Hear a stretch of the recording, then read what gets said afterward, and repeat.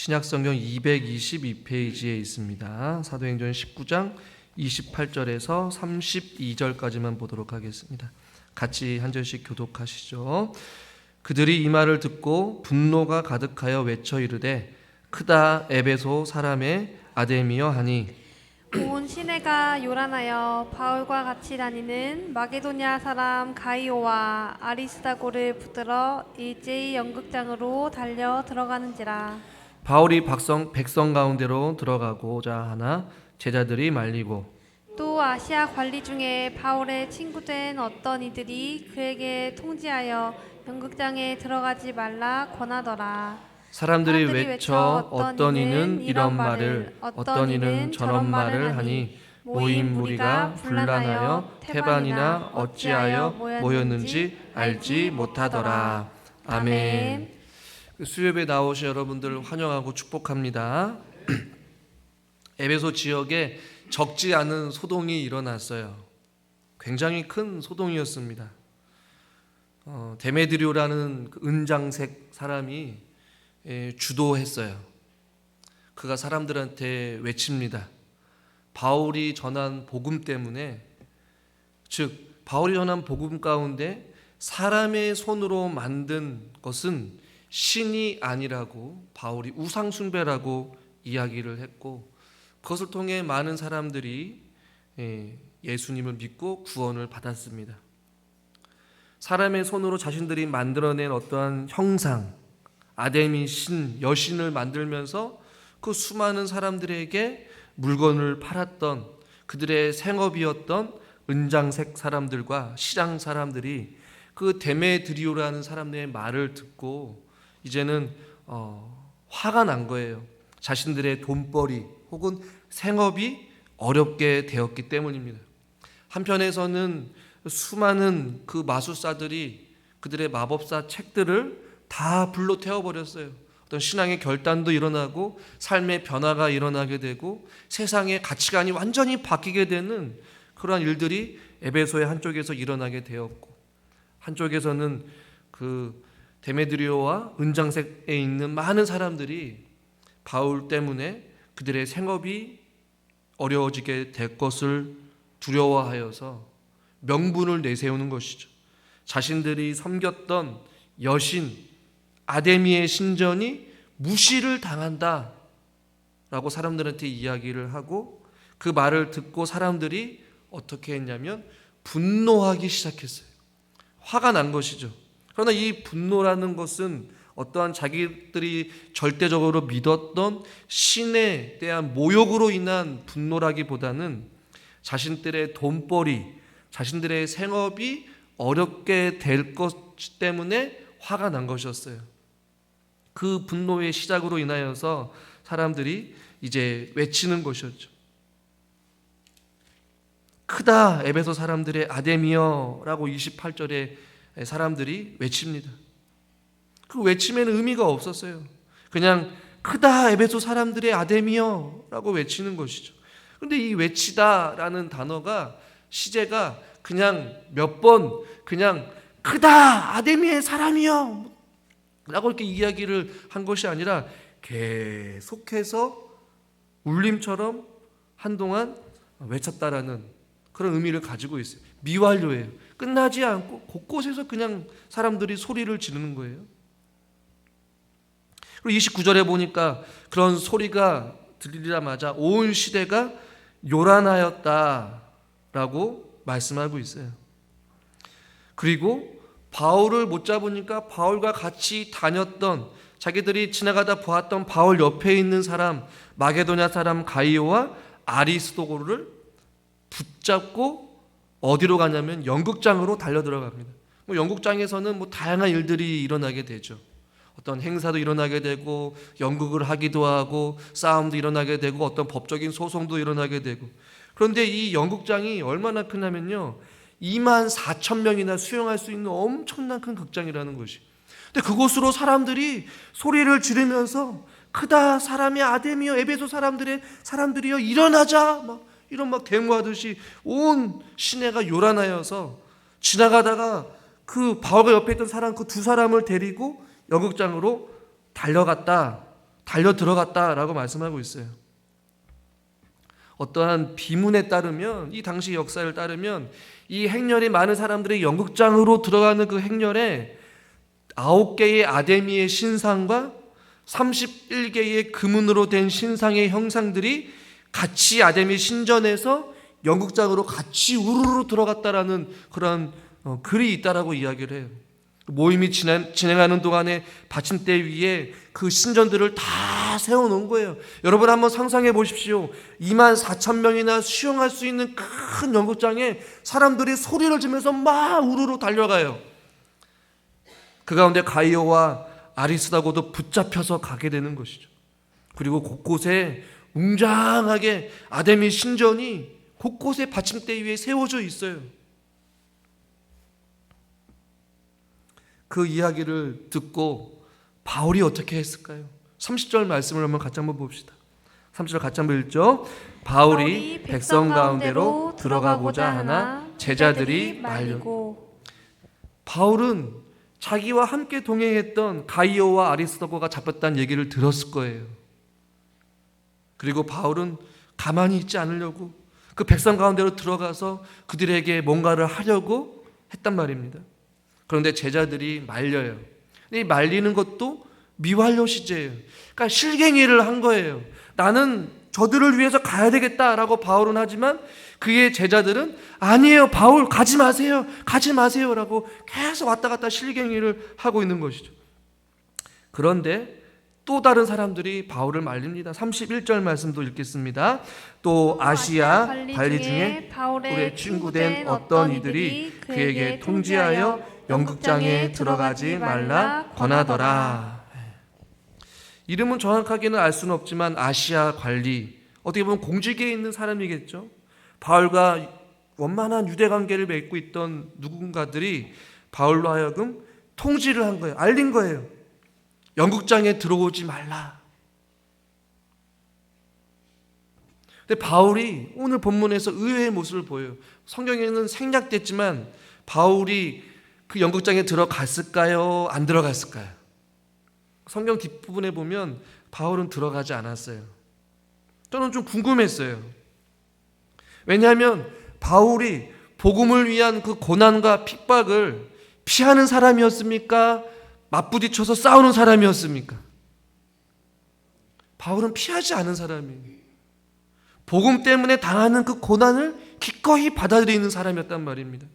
그리고 자기가 전한 복음 때문에 잡혀 들어간 그 두 사람을 바울이 그냥 보고 있지는 않았을 거란 말이에요. 바울의 삶을 보면 그랬을 것 같은데 오늘 본문에서는 바울의 의외의 모습을 우리는 발견하게 돼요. 사람들의 만류, 제자들의 가지 말라는 그 만류에 바울이 그 이야기를 듣고 연극장에 가지 않습니다.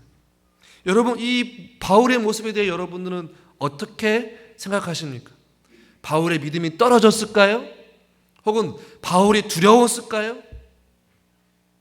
혹은 바울이 무심하게 그 자기 때문에 잡혀간 그 가이오와 아리스다고를 외면했을까요?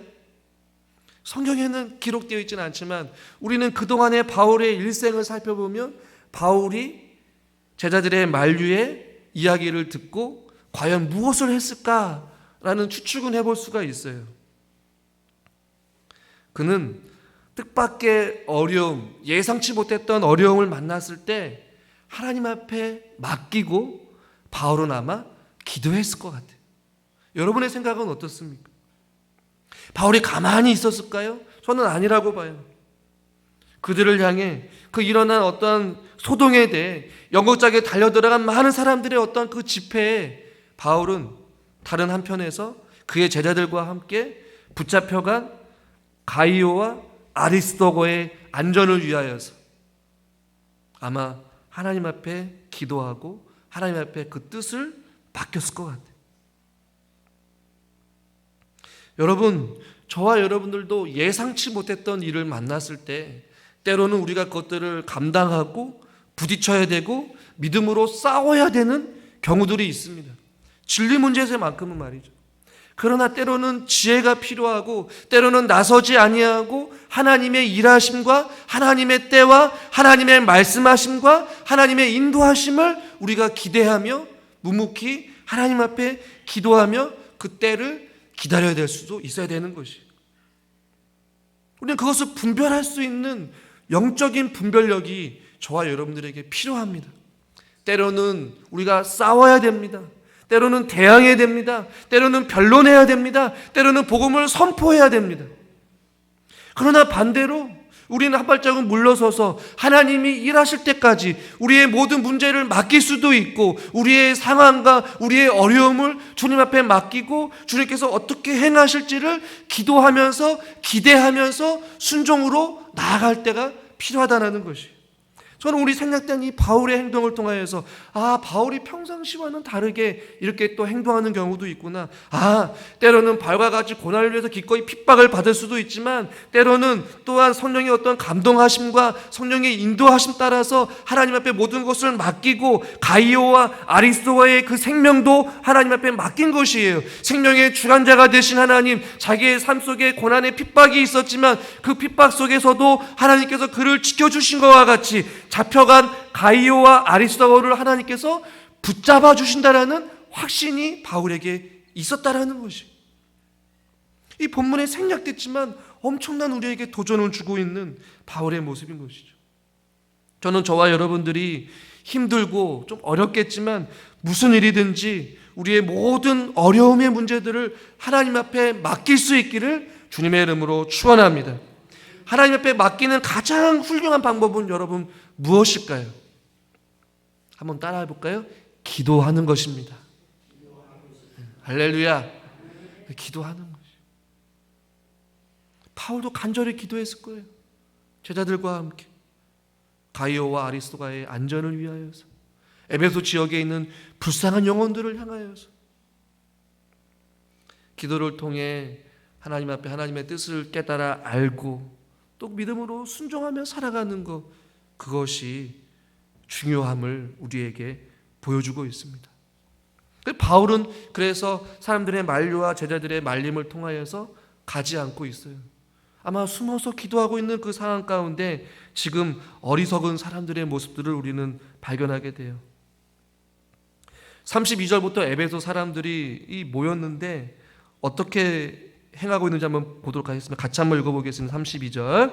사람들이 외쳐 어떤 이는 이런 말을 어떤 이는 저런 말을 하니 모인 무리가 분란하여 태반이나 어찌하여 모였는지 알지 못하더라. 당시 그 연극장에 24,000명이나 수용할 수 있는 큰 연극장에 사람들이 모였는데 그들의 어떠한 상태를 지금 32절에 잘 표현하고 있는 거예요. 먼저는 사람들이 외쳐 소리를 지르는 거예요. 그런데 어떤 이는 이런 말을, 어떤 이는 저런 말을 한다라고 말씀하고 있어요. 이 외치는다는 단어도 역시나 미완령이에요. 하염없이 허공에다 대고 그 연극장 안에서 계속 그냥 소리를 지르는데 한결같은 소리가 아니라 누군가는 이런 말을 하고 누군가는 저런 말을 하는 거예요. 각자 자기가 하고 싶은 말을 그냥 막 하는 거예요. 한번 상상해 보십시오. 모이긴 모였는데 각자가 자기 소리를 내는 거예요. 바울이 그랬대. 바울이 저런 말을 했어. 데메드리오가 이야기를 하는데 우리의 생업이 위협을 받는데 과연 그럴 수 있어? 우리는 어떻게 살아가지? 막 각자가 하고 싶은 말만 막 소리를 지르면서 웅장하게 소리를 내는 것이죠. 마치 사사시대에 각자가 자기의 소견에 옳은 대로 이야기하듯이 이 말 저 말을 지금 하고 있는 이 어리석은 무리들의 모습을 우리는 보고 있는 거예요. 또 뭐라고 말하냐면 모인 무리가 분란하였다라고 말씀하고 있어요. 이 분란하다는 단어가 조금 해석하기 어려운 단어이기도 한데요, 함께 붙다라는 뜻이 있거든요. 그래서 물이 땅에 떨어져서 사방으로 튀겨져 나가는 그런 모습을 연상할 때 이 분란하다는 단어를 써요. 그러니까 연극장에 사람들이 우르르 따라갔어요. 그러나 저마다 소리를 지르지만 통일되거나 일치되지는 않았다라는 것을 이야기하는 것이죠. 그래서 도시가 혼동에 빠졌고 또 무질서 속에 뒤죽박죽 난장판이 되었다라는 것을 성경에서 말하고 있는 거예요. 군중 심리에 사람들이 함성을 지르면서 그냥 앞사람이 따라가니까 옆사람이 따라가니까 가자고 하니까 그냥 아무 생각 없이 연극장으로 우르르 모인 거예요. 군중의 심리가 이렇게 무서운 것이죠. 단체적인 분위기에 빠져서 집단적으로 어떠한 힘을 가지고 분노에 따라서 이들이 연극장으로 모였단 말입니다. 그 모습을 여러분 한번 상상해 보십시오. 그런데 성경은 분명히 출애굽기 23장 2절에 이렇게 말씀하고 있어요. 같이 한번 읽을까요? 다수를 따라 악을 행하지 말며 송사의 다수를 따라 부당한 증언을 하지 말며. 다수를 따라 악을 행하기 위하여서 에베소 지역에 있는 많은 사람들이 지금 가고 있는 모습을 연상하고 있는 것이. 이런 유사한 모습들을 우리가 생각해 보면 어떠한 사건이 있었냐면요. 예수님을 신문할 때에 빌라도 총독은 예수님께 십자가의 사형을 할 만한 그 어떠한 죄도 찾을 수가 없었어요. 그런데 사람들이 모였어요. 수많은 예루살렘의 군중들이 모였단 말입니다. 그 가운데는 예수님의 복음을 접한 사람도 있을 것이고 그 가운데 예수님의 가르침을 들은 사람들도 있었을 거예요. 예루살렘에 수많은 군중들이 모였습니다. 그리고 그 군중들 사이에서 이제 빌라도 총독이 이야기를 하죠. 강도 바라바와 예수 중에 누구를 풀어줄지 물었단 말입니다. 그런데 예루살렘의 수많은 군장들이 이야기를 해요.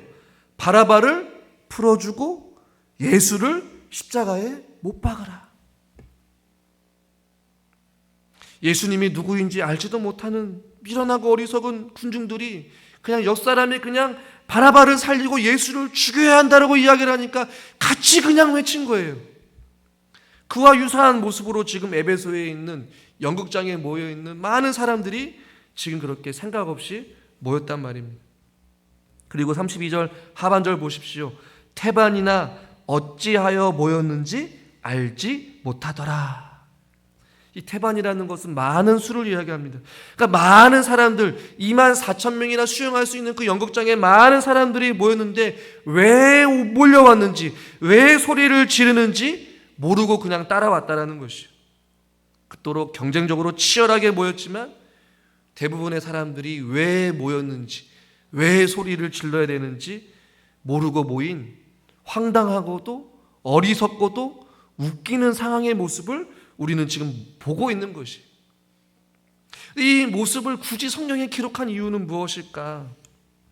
저는 조금 다른 의미에서 우리에게 이 모습들을 보면서 저와 여러분들의 모습들을 한번 또 생각해 보았으면 좋겠습니다. 오늘 특별히 이 사람들이 한 것 중에 이 외치다라는 단어가 좀 자주 나와요. 의미 없는 외침, 의미 없는 소리, 이런 말 저런 말을 지금 내고 있다라는 것이죠. 이것을 보면서 저와 여러분 우리의 예배를 한번 생각해 봤으면 좋겠어요. 사랑 없는 마음의 중심의 주를 향한 그 마음이 없이 형식과 의무적으로 의미 없는 목소리를 내면서 혹시 우리가 모여있는 건 아닌가, 그런 두려운 마음을 한번 생각해 봤어요. 성경의 표현을 들리자면 성전 마당 뜰만 밟고 왜 모였는지, 왜 예배를 드려야 되는지, 왜 우리가 함께 모여 기도를 해야 되는지 모른 채 그냥 형식과 의무적으로 나온 건 아닌, 경건의 모양은 있지만 경건의 능력이 없는 외침은 아닌가. 이들의 많은 사람들은 왜 모이는지 몰라요. 왜 소리를 지르는지 모르지만 소리는 있어요. 외침은 있어요. 이런 말도 있고 저런 말도 있어요. 마찬가지로 우리 안에 예배가 있습니다. 찬양이 있습니다. 기도가 있습니다. 그러나 우리가 하나님 앞에 왜 기도해야 되는지, 우리가 왜 하나님을 찬양해야 되는지 그 분명한 이유와 그 절박한 마음이 우리 가운데 있어야 된다는 것이죠. 저는 이 자리에 온 사랑하는 성도님들은 분명한 이유와 어떠한 사모함과 간절함과 하나님을 향한 사랑의 마음으로 온 줄 믿습니다. 그러나 우리 안에 주님을 향한 그 뜨거운 사랑의 마음 없이는 어떻게 보면 울리는 꽹과리에 불과한 것이, 고린도전서 13장 1절 잘 아는 말씀이자 같이 한번 읽어보겠습니다.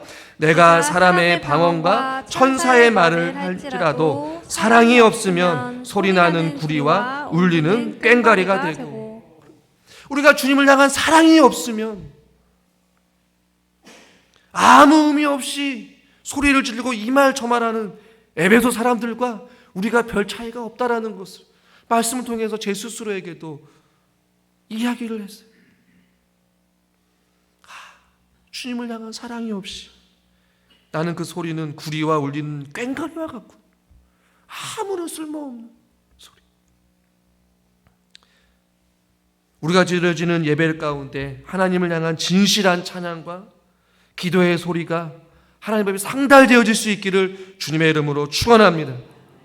이들은 허무하게 연극장에 모여서 그냥 죽어있는 그 신에게, 아니 죽어있는 그 형상에게 소리를 지르고 있고 이런 말 저런 말 각자의 주장을 하고 있지만 저와 여러분들은 달라요.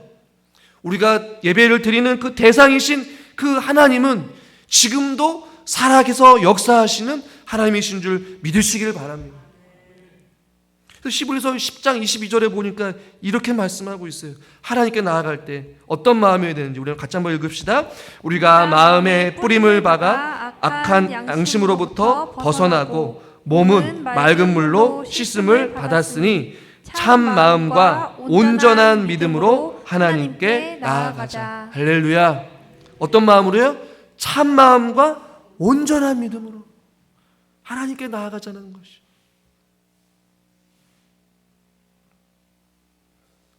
악한 양심으로부터 벗어나고 몸은 맑은 물로 예수 그리스도의 보혈로 정결함을 받았으니 참 마음, 신실한 마음, 온전한 마음, 가난한 마음, 상한 심령으로 주님 앞에 나아가자라는 것이죠.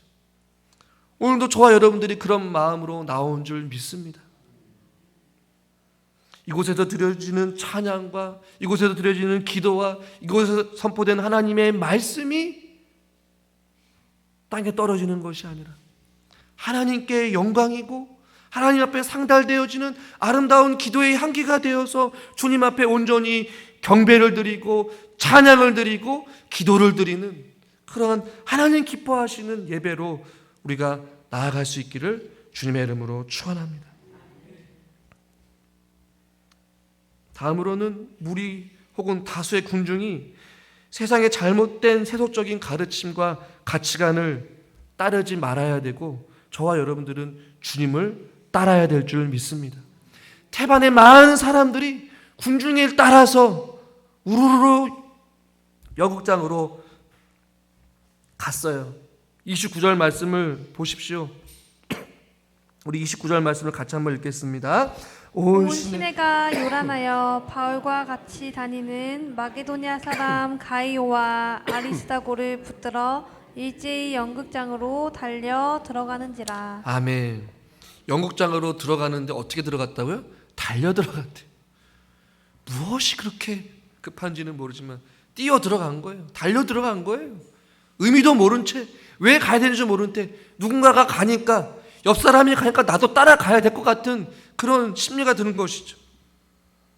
세상의 잘못된 세속적인 그 가르침이 우리들로 하여금 계속해서 초대하고 있어요. 우리를 끌어당기고 있어요. 이리로 와. 편안한 길로 와. 즐거운 길로 와. 쉬운 길로 와. 넓은 길로 와. 그러나 성경은 그렇게 말하지 않죠. 세상의 세속적인 길로, 죄악된 길로, 넓은 길, 편안한 길이 아니라 우리가 걸어가야 될 길은 여러분 어디입니까? 진리의 길인 줄 믿습니다. 십자가의 길인 줄 믿습니다. 우리가 걸어가야 될 길은 다수의 길이 아니에요. 많은 사람들이 걸어가는 길이 아닙니다. 편안한 길이 아닙니다. 우리가 안식하기 위해 걸어가는 길이 아니라는 것이죠. 우리가 걸어가야 될 유일한 길은 바로 십자가의 길인 줄 믿습니다. 그 길 외에는 없어요. 오늘 우리 사랑하는 성도님들은 어디로, 누구를 따라, 어디를 향해 걷고 사셨습니까? 만약에 그 길이 세상 사람들이 다 같이 걸어가는 그런 일반적인 길이라면 속히 유턴하셔야 됩니다. 깜빡이를 켜십시오. 잘못된 길입니다.